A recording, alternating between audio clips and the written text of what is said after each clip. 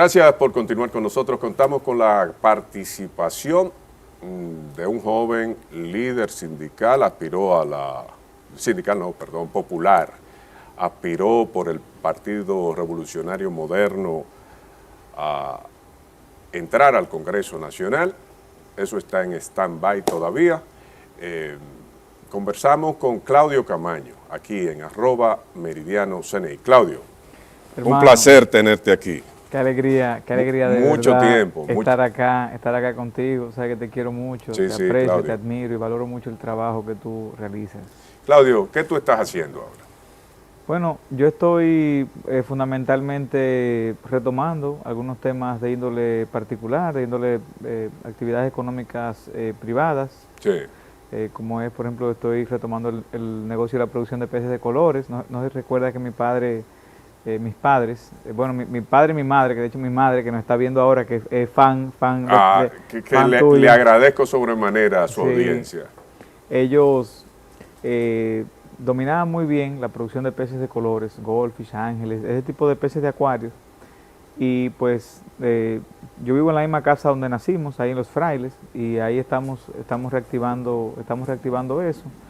Y con otras iniciativas, ¿sabe? Uno pues tratando de adaptarse dentro de esta situación también económica tan difícil que hay. También pues seguimos con el tema, yo soy abogado, pero sobre todo soy agrónomo. También seguimos con el tema de las consultorías para planes de factibilidad técnica y económica de proyectos agrícolas.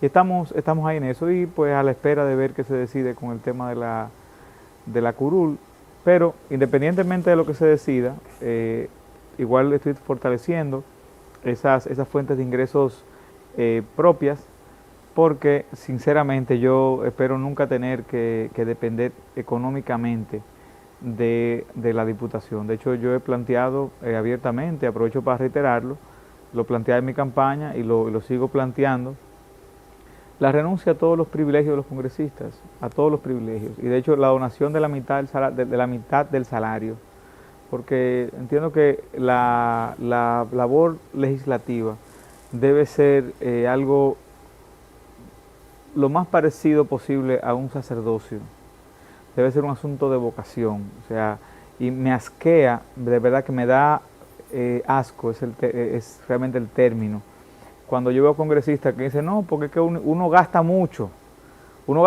para llegar aquí, entonces una inversión que usted hace.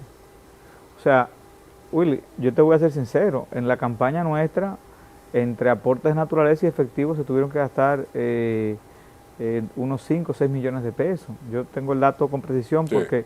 Y con el dinero amarrado ahí, que no de botarata, ¿verdad? Claro, de manera eficiente. Ahora, yo a nadie le debo ese dinero. Ni siquiera me lo debo a mí mismo, porque yo no tuve que ir a un banco a tomar el préstamo. Las personas creyeron en nosotros, que aportaban algunas de 500 pesos, de 1,000 pesos, 2,000 pesos, de 10,000 pesos, las que podían. O sea, sí, hacíamos actividades de recaudación de fondos. O sea, y de esa manera nosotros pudimos llevar adelante ese proyecto. O sea, pero yo no tengo que ir al Congreso a recuperar ese dinero, porque la gente que me aportó eso, incluso esos recursos económicos, precisamente me ayudó para que yo no vaya al Congreso a coger lo que no es mío, a coger lo que es del pueblo. Y hay cosas, Willy, que pueden ser legales, pero son inmorales. Y digo legales porque hay muchas cosas, las exoneraciones de los congresistas. Sí, eso es desmedido. Eso es legal, porque está en la ley, pero es inmoral, hermano, porque ¿cómo es posible que un congresista hace la ley para ti? O sea, yo digo cuánto tú vas a pagar de impuestos tú, como ciudadano, pero yo que hago la ley para que tú pagues, no pago. Sí.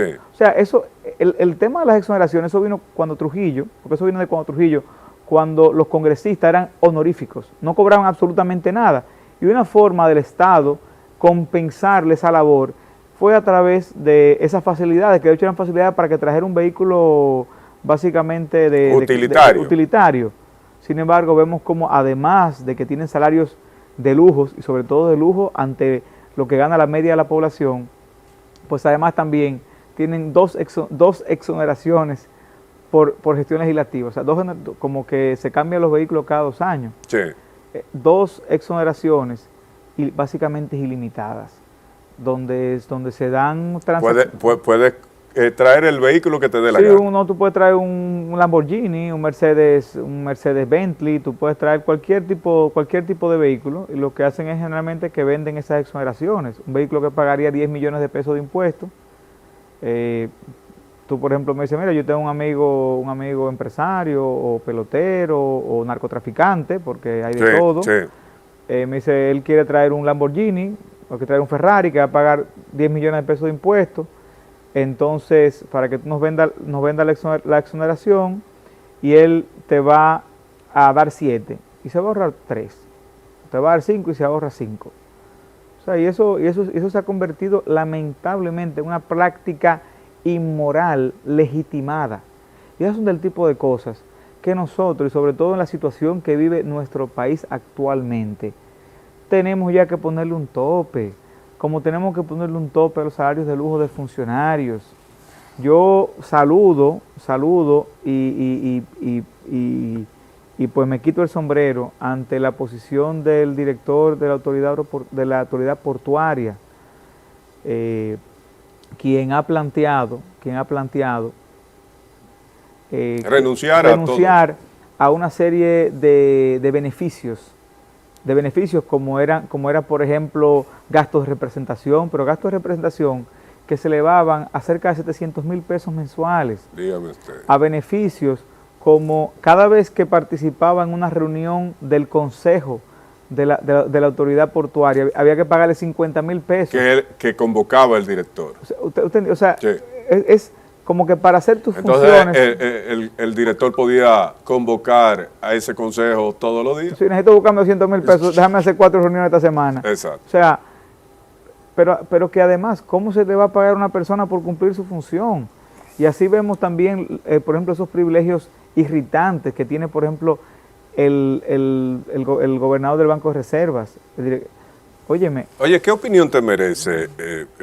Simón Lizaldo se retiró y creo que hubo que pagarle 100 millones de pesos de una especie de liquidación, pero anteriormente también a fin de año le daban una cantidad similar. Es decir, no estamos hablando de 100 millones de pesos, estamos hablando de mucho más dinero, y entonces la pensión viene con 1 millón de pesos mensuales.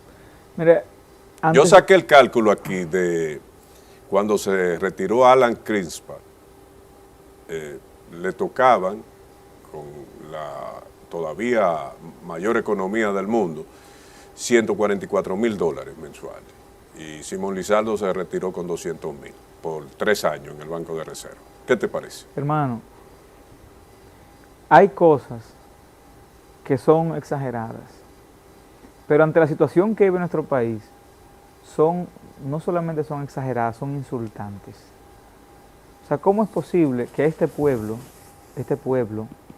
que paga 90 pesos por cada galón de gasolina, de impuestos, que paga una cantidad de impuestos exorbitante también por cada galón de gas, este pueblo que tiene que exprimirse de sus miserias para que pueda funcionar el aparato estatal, hayan funcionarios que parecería que gobiernan para otros países, que gobiernan para países como Noruega, como Finlandia, que de hecho en esos países no tienen esos privilegios. No. Pero parecería, porque no se ajusta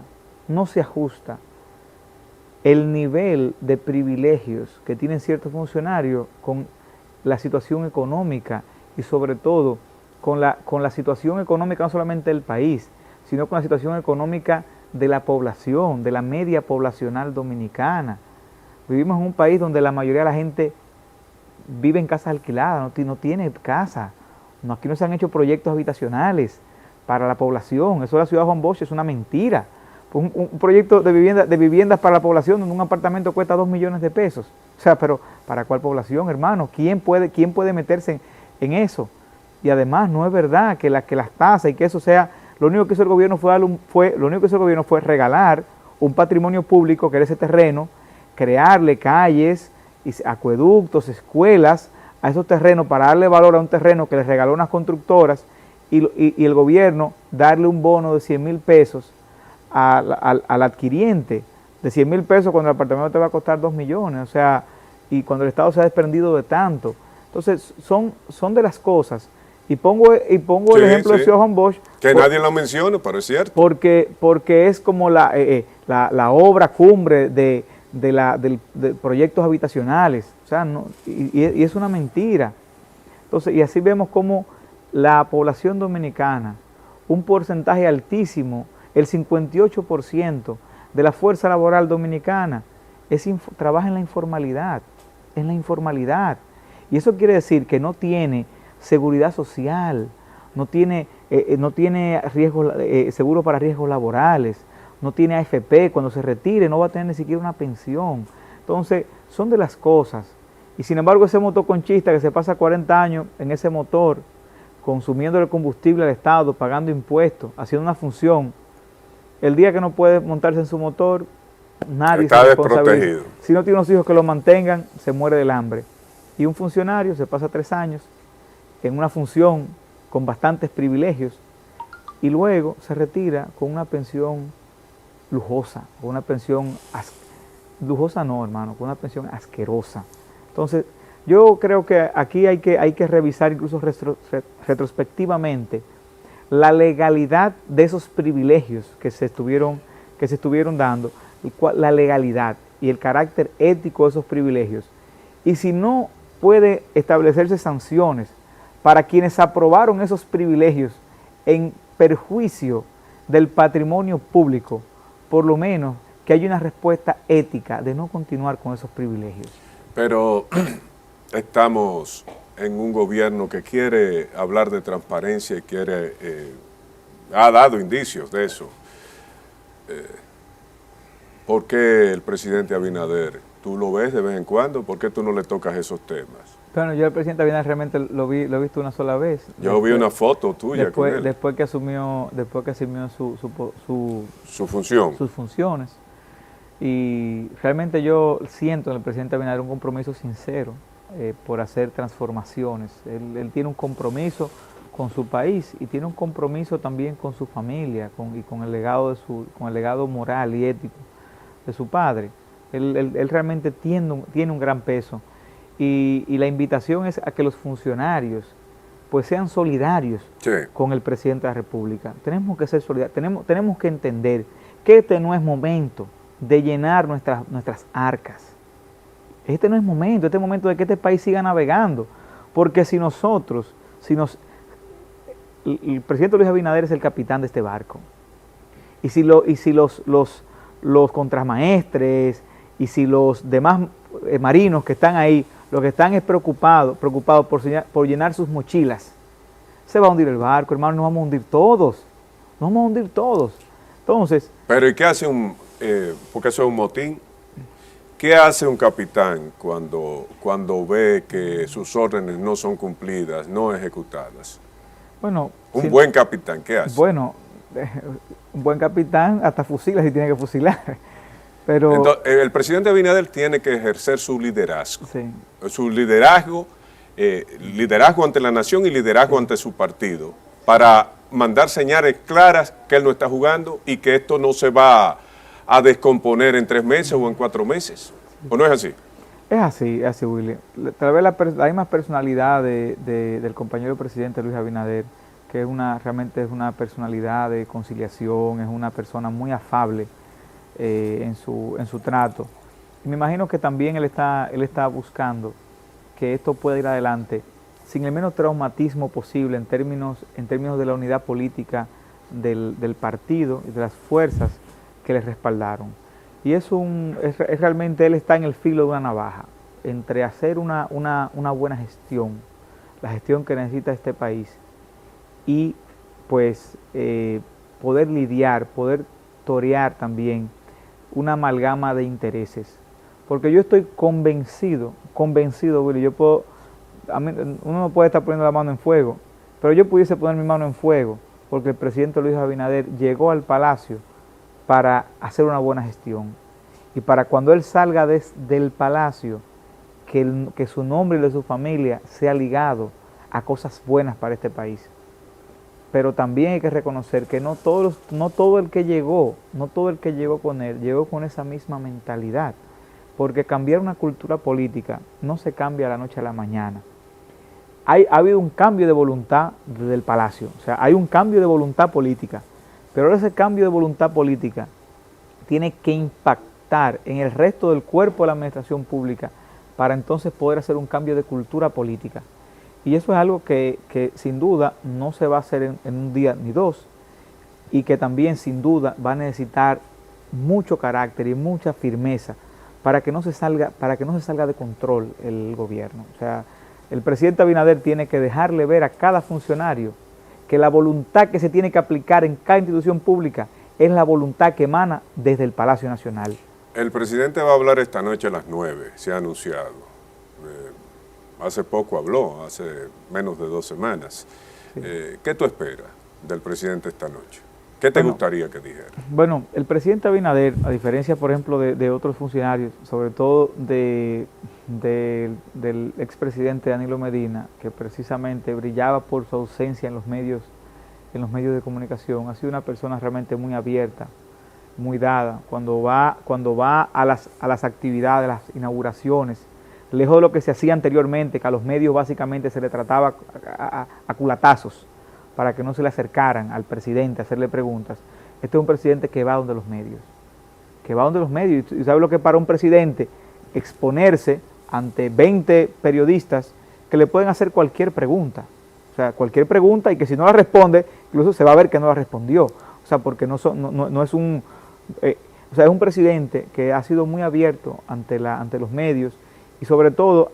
Ante algunos medios. Yo busqué una entrevista con Abinader 2 años y medio, con gente muy cercana a ella, y no vino, ni quiso venir. Bueno, habría que ver, Willy, pero lo cierto es que en cuanto a la prensa, cuando él va a una actividad, los medios se le acercan a eso, sí. Y ahí se le acerca a todo el mundo. Se le acercó hasta el doctor aquel que le habló de la Casa Club. Ya. Se le acerca a todo el mundo, ¿entiendes? Es una persona, incluso hasta en una situación como esta, donde el presidente pudiese tener cualquier justificación para mantener un aislamiento de la gente, no lo ha hecho. Todo lo contrario, ha sido un presidente cercano. Y el hecho de que haya hablado hace 2 semanas y ahora vaya a hablar nuevamente, y de hecho cuando habló hace 2 semanas habló precisamente para dar respuesta precisamente a un clamor de la población. Es un presidente que ha demostrado que escucha y que responde, y que trata de buscar un equilibrio entre las necesidades administrativas, económicas del Estado y también las expectativas y la realidad del pueblo dominicano. Sin duda, algo que sí me gustaría, por ejemplo, escuchar del presidente, y con esto no quiero que se entienda que uno está presionando, pero sí que sea un poco más enfático en la conducta ética que tienen que guardar todos los funcionarios, porque todos los funcionarios, de alguna manera u otra, cuando el presidente firma un decreto, está delegando en ese funcionario el poder que el pueblo puso en él. Es una delegación. Y por lo tanto ese funcionario está obligado, legal y moralmente, a seguir los lineamientos éticos y morales de ese que le está delegando, porque nosotros elegimos a un presidente porque creímos en él, creímos en sus valores, en sus principios, en su visión hacia la administración pública. Cuando ese presidente delega parte de ese poder, es como que él se multiplicara, y lo que esperamos es que ese funcionario que ejerce ese poder por delegación actúe como actuaría el mismo presidente. Entonces, y eso es algo que es importante que los funcionarios públicos lo entiendan. Y el presidente también ha sido enfático y ha dicho, esto no es un botín. Y de hecho, posiblemente muchas de las presiones que ha tenido el presidente Luis Abinader de parte de las bases del partido se han debido a que tal vez entendíamos que se iba a aplicar el mecanismo que se había aplicado sistemáticamente de pasar la mocha bajita. Sin embargo, es un presidente que ha llegado, de hecho, momento, no podemos actuar igual que como han actuado los otros. Tenemos que respetar la carrera administrativa, los procesos se irán dando, las personas que no cumplan con el perfil de la función que están ocupando irán siendo removidos, y también aquellos compañeros los compañeros que hayan trabajado por este gobierno y que cumplan el perfil para ciertas funciones, pues también irlos colocando. Pero eso ha generado de parte también del partido ha generado cierto escozor. Y yo creo que el tema es, Willy, que no se ha sabido manejar desde el punto de vista, no del presidente, sino del punto de vista de los funcionarios. Por lo siguiente, Willy, si a mí me nombran una función pública y tú vienes donde mí, eres una persona que trabajaste y que fuiste delegado electoral, fuiste un activista del proyecto, presidente de una zona, vienes donde mí. Lo primero, Willy, que yo tengo que, si tenemos una buena relación cuando estábamos en la campaña, es lo primero que yo tengo que tomarte la llamada, Willy. Y si tú, hablo, Willy, mira que yo quiero, pues mira, ven el viernes a las 10 de la mañana. Y cuando tú llegas a las 10 de la mañana, yo recibiste puntual a las 10, no pediste a las 10 y recibiste a las 4 de la tarde. A las 10 de la mañana, vendate un café y ahí te digo, mira, Willy, ahora mismo tenemos una situación, estamos manejándonos con el presupuesto de que nos dejaron esta gente, ese presupuesto no contempla las partidas para liquidar una parte importante del personal, para eso necesitamos una cantidad de millones que no tenemos, vamos a ver a partir de enero cómo comenzamos a hacer espacio, pero no te resolví, pero te traté con respeto, con dignidad. Por lo menos tú dices, bueno, mi amigo no pudo resolver, pero sigue siendo mi amigo. Entonces, y eso es lo que yo creo que ha faltado de parte de muchos funcionarios, que reciban, si no pueden darte el puesto, que por lo menos te den un trato decente, cortés, que es lo menos que merece una gente que gastó las suelas de arriba para abajo, que se la jugó, porque sabíamos que enfrentar a un gobierno como el PLD y sobre todo a un maquiavélico como Danilo Medina era jugársela, era ponerse en riesgo, porque aquí hacerle campaña en contra del PLD era correr el riesgo de que a un hijo tuyo le pusieran droga, correr el riesgo de que te mandaran a dar un susto disfrazado de un atraco, de que si tú tenías un hermano o un primo, un amigo que trabajaba en cualquier institución del Estado, que te lo despidieran. ¿Cómo pasó? O sea, era jugársela. Y yo conozco gente que se la jugaron.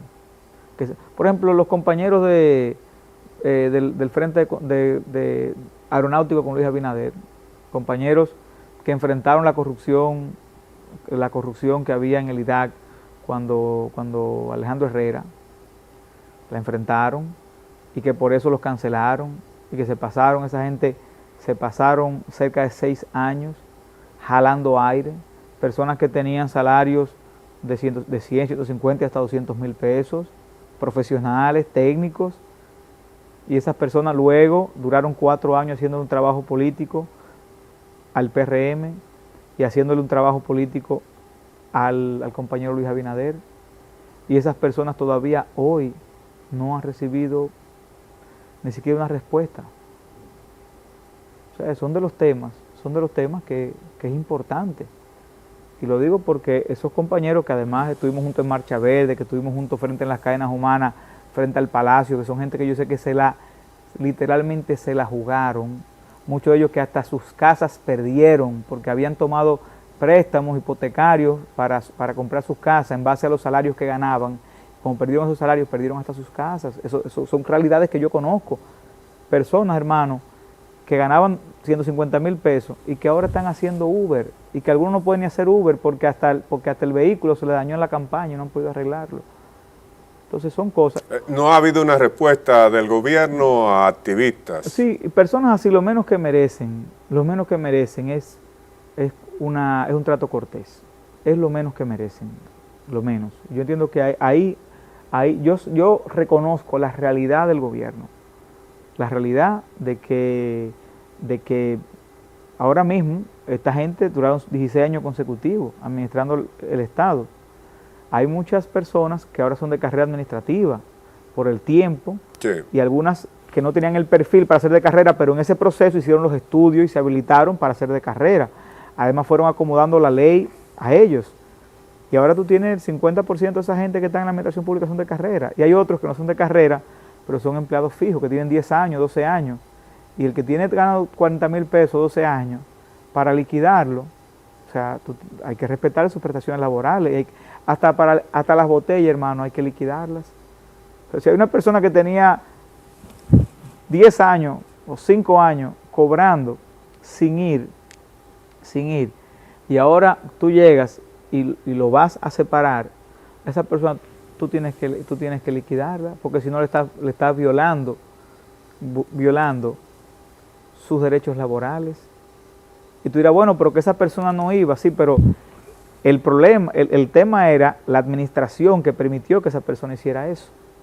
Y aunque esa persona se benefició, nosotros, porque él violara la ley, no nos da a nosotros paso para violar la ley.